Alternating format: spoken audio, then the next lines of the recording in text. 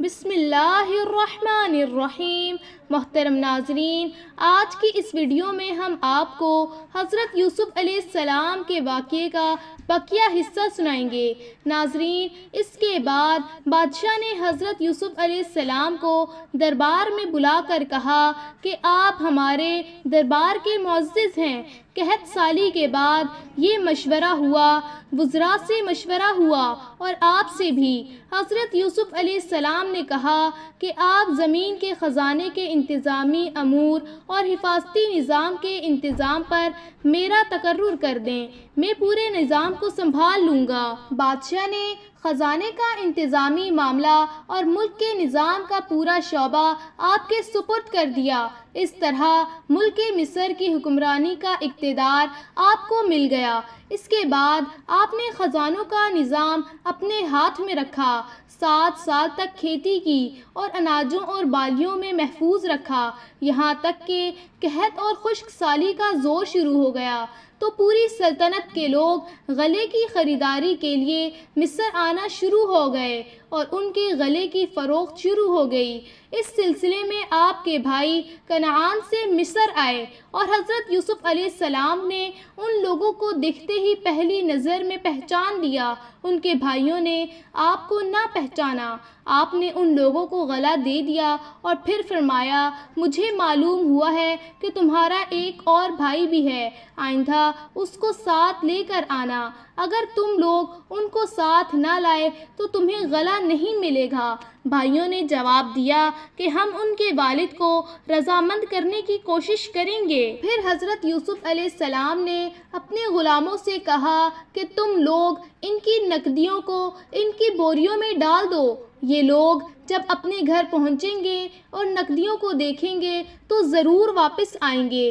چنانچہ یہ لوگ اپنے والد کے پاس پہنچے تو کہنے لگے، ابا جان اب کیا ہوگا؟ عزیز مصر نے یہ کہہ دیا، جب تک تم لوگ بنیامین کو ساتھ لے کر نہ آؤ گے تمہیں غلہ نہیں ملے گا، لہٰذا آپ بنیامین کو ہمارے ساتھ بھیج دیں تاکہ ہم ان کے حصے کا بھی غلہ لے لیں، اور آپ اطمینان رکھیں کہ ہم لوگ ان کی حفاظت کریں گے۔ اس کے بعد جب ان لوگوں نے اپنی بوریوں کو کھولا تو وہ حیران رہ گئے، ان کی رقمیں اور نقدیاں ان کی بوریوں میں موجود تھیں۔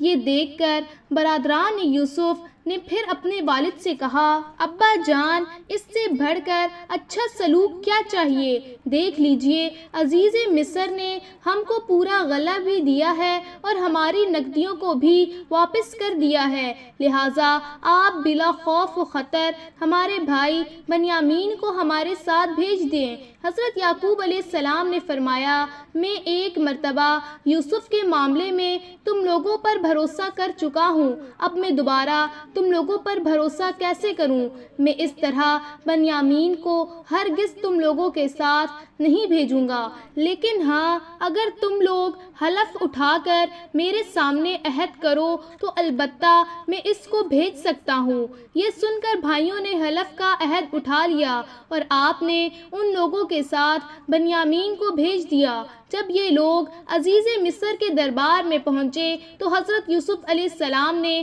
اپنے بھائی بنیامین کو اپنی مسند میں بٹھا دیا اور چپکے سے ان سے کہا کہ میں تمہارا بھائی یوسف ہوں۔ اللہ تعالیٰ کے حکم کے تحت یوسف علیہ السلام نے یہاں ایک چال چلی، ان تمام بھائیوں کی بوریاں اناج سے بھر دیں اور اپنے بھائی بنیامین کے سامان میں پیالہ پیمانہ شاہی رکھوا دیا۔ پھر ایک پکارنے والے نے پکارا، تم تو چور ہو۔ وہ سارے بھائی متوجہ ہو گئے اور ان سے کہنے لگے، تم کیا گم کر بیٹھے ہو؟ وہ بولے، ہمارا ایک شاہی پیالہ گم ہوا ہے، جو اسے ڈھونڈ کر لائے گا اسے ایک اونٹ کا بوجھ ملے گا۔ سارے بھائی بولے، اللہ کی قسم ہم چور نہیں ہیں۔ پکارنے والے نے کہا، اگر تم پر چوری ثابت ہو جائے تو کیا سزا ہے؟ وہ بھائی بولے، جس کے پاس سے وہ پیالہ پیمانہ شاہی نکلے وہ بندہ ہی اس کی سزا ہے، اس لیے کہ ان کی شریعت میں چوری کی یہی سزا تھی۔ پھر انہوں نے سامان کی تلاشی شروع کی، پہلے دوسرے بھائیوں کا سامان کھنگالا اور آخر میں بنیامین کے سامان کی تلاشی لی۔ بنیامین کے سامان سے وہ پیالہ پیمانہ شاہی نکال لیا گیا۔ بھائی بولے، اس نے چوری کی ہے تو اس کا بھائی بھی اس سے پہلے چوری کر چکا ہے۔ اے عزیز مصر، ہمارے گھر والوں کو بہت بڑی مصیبت پہنچ چکی ہے۔ اپنے بھائیوں کی زبان سے گھر کی داستان سن کر حضرت یوسف علیہ السلام پر رکت طاری ہو گیا اور آپ نے بھائیوں سے پوچھا، تم لوگوں کو یاد ہے تم لوگوں نے یوسف کے ساتھ کیا سلوک کیا؟ یہ سن کر بھائیوں نے حیران ہو کر پوچھا، سچ سچ آپ یوسف ہیں؟ آپ نے فرمایا، ہاں میں ہی یوسف ہوں اور بنیامین میرا بھائی ہے۔ اللہ تعالیٰ نے ہم پر بڑا فضل و احسان کیا ہے۔ یہ سن کر بھائیوں نے نہایت شرمندگی اور لجاجت کے ساتھ کہنا شروع کیا کہ بے شک ہم لوگ واقعی بڑے خطا کار ہیں اور اللہ تعالیٰ نے آپ کو ہم پر بڑی فضیلت بخشی ہے۔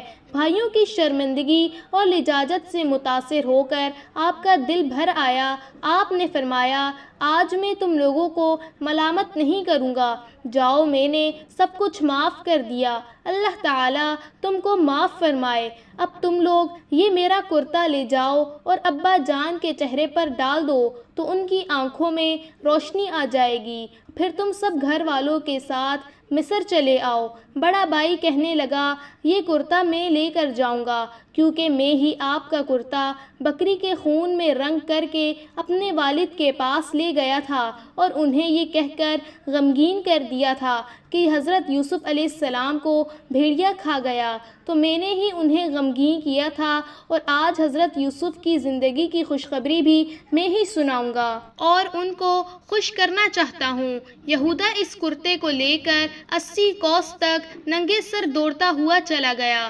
راستے کی خوراک کے لیے اس کے پاس 7 روٹیاں تھیں، مگر فرط مسرت اور جلد سے جلد سفر طے کر کے والد محترم کے پاس جا پہنچا۔ یہودا جیسے ہی کرتا لے کر کنعان کی طرف روانہ ہوا تو ادھر کنعان میں حضرت یعقوب علیہ السلام کو حضرت یوسف علیہ السلام کی خوشبو محسوس ہوئی۔ آپ نے اپنے پوتوں سے فرمایا، اگر تم مجھے یہ نہ کہو کہ بوڑھا سٹیا گیا ہے تو مجھے تو یوسف کی خوشبو آ رہی ہے۔ آپ کے پوتوں نے جواب دیا، خدا کی قسم آپ ابھی بھی اس پرانی سی بات پر پڑے ہوئے ہیں، بھلا کہاں یوسف ہیں اور کہاں ان کی خوشبو؟ لیکن جب یہودا کرتا لے کر کنعان پہنچا اور جیسے ہی کرتے کو حضرت یعقوب علیہ السلام کے چہرے پر ڈالا تو فوراً ہی ان کی آنکھوں کی روشنی لوٹ آئی۔ چنانچہ اللہ تعالیٰ نے قرآن کریم میں ارشاد فرمایا، پھر جب خوشخبری دینے والا پہنچ گیا تو اس نے یوسف کی قمیض ان کے منہ پر ڈال دی اور فوراً ان کی بینائی واپس آ گئی۔ انہوں نے اپنے بیٹوں سے کہا، کیا میں نے تم سے نہیں کہا تھا کہ اللہ کے بارے میں جتنا میں جانتا ہوں تم نہیں جانتے؟ پھر یعقوب علیہ السلام نے تہجد کے بعد اپنے سب بیٹوں کے لیے دعائے مغفرت فرمائی اور یہ دعا مقبول ہو گئی۔ چنانچہ آپ پر وحی اتری کہ آپ کے صاحبزادوں کی خطائیں بخش دی گئی ہیں۔ پھر مصر کو روانگی کا سامان ہوا۔ حضرت یوسف علیہ السلام نے اپنے والد اور سب گھر کے اہل و عیال لانے کے لیے بھائیوں کے ساتھ 2 سوار بھیج دیے۔ حضرت یعقوب علیہ السلام نے اپنے گھر والوں کو جمع کیا تو کل 72 یا 73 آدمی تھے، جن کو ساتھ لے کر مصر روانہ ہو گئے۔ مگر اللہ تعالیٰ نے آپ کی نسل میں اتنی برکت عطا فرمائی کہ جب حضرت موسیٰ علیہ السلام کے وقت میں بنی اسرائیل مصر سے نکلے تو 6 لاکھ سے زیادہ تھے، حالانکہ حضرت موسیٰ علیہ السلام کا زمانہ حضرت یعقوب علیہ السلام کے مصر جانے سے صرف 400 سال بعد کا زمانہ ہے۔ حضرت یعقوب علیہ السلام نے اپنے اہل و عیال کے ساتھ مصر کے قریب پہنچے تو حضرت یوسف علیہ السلام نے 4000 لشکر اور بہت سے مصری سواروں کو ساتھ لے کر آپ کا استقبال کیا اور جھنڈے اور قیمتی پرچم لہراتے ہوئے قطاریں باندھے مصری باشندے جلوس کے ساتھ روانہ ہوئے۔ یہ دیکھ کر حضرت یعقوب علیہ السلام اپنے فرزند یہودا سے کہنے لگے، یہ فرعون مصر کا لشکر ہے ہے؟ تو یہودا نے عرض کیا جی نہیں، یہ آپ کے فرزند حضرت یوسف علیہ السلام ہیں جو اپنے لشکروں اور سواروں کے ساتھ استقبال کے لیے آئے ہوئے ہیں۔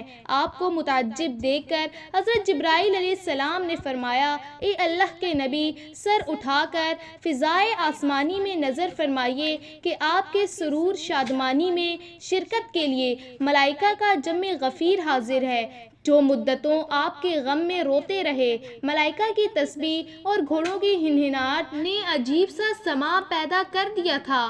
جب باپ بیٹے دونوں قریب ہو گئے تو حضرت یوسف علیہ السلام نے سلام کا ارادہ کیا تو حضرت جبرائیل علیہ السلام نے کہا کہ آپ ذرا توقف رکھیں۔ چنانچہ حضرت یعقوب علیہ السلام نے ان لفظوں میں ان کو سلام کہا کہ السلام علیکم یا مذہب الاحزان، اے تمام غموں کو دور کرنے والے، آپ پر سلام ہو۔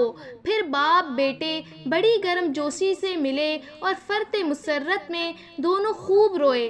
حضرت یوسف علیہ السلام نے سہارا دے کر اپنے والد محترم کو تخت شاہی پر بٹھا دیا اور آپ کے ارد گرد 11 بھائی اور آپ کی والدہ بیٹھ گئے اور آپ سب کے سب حضرت یوسف علیہ السلام کے سامنے سجدے میں گر پڑے۔ اس وقت حضرت یوسف علیہ السلام نے اپنے والد سے کہا اے ابا جان، یہ میرے پہلے خواب کی تعبیر ہے، بے شک اسے میرے رب نے سچا کیا اور بے شک اس نے مجھ پر احسان کیا کہ مجھے قید سے نکالا اور آپ سب کو گاؤں سے لے آیا۔ اس کے بعد شیطان نے مجھ میں اور میرے بھائیوں میں ناچاکی کرا دی۔ بے شک میرا رب جس بات کو چاہے آسان کر دے اور بے شک وہی علم و حکمت والا ہے۔ یہ تاریخی واقعہ محرم کی 10 تاریخ عاشورہ کے دن وقوع پذیر ہوا۔